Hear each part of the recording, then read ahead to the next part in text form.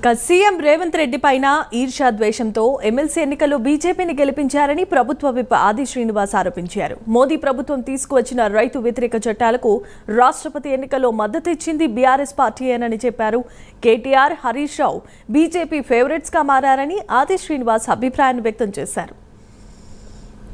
favourites గా మారిన హరీష్ రావు గారు, కేటీఆర్ గారు గౌరవ ముఖ్యమంత్రి రేవంత్ రెడ్డి గారి పైన ద్వేషంతో, ఈర్ష్యాభావంతో మాట్లాడుతున్న మాట చూస్తుంటే ఓవైపు మోడీ సర్కార్ను, బీజేపీ సర్కార్ను అనేక మార్లు కాపాడడానికి చేసిన ప్రయత్నం, రైతుల కోసం నల్ల చట్టాలు తీసుకొచ్చిన రోజు మద్దతు ఇచ్చిన వైనం, రాష్ట్రపతి, ఉపరాష్ట్రపతి ఎన్నికల్లో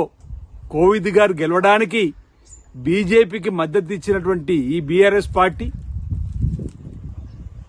బీజేపీని దేశంలో గెలిపించడానికి కోసం బీఆర్ఎస్ గా మీ పార్టీ మారిన వైనం, బీజేపీని గెలిపించాలని చెప్పని బీఆర్ఎస్ పార్టీ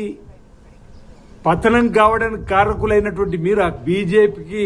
ఫేవరెట్స్ గా మారిన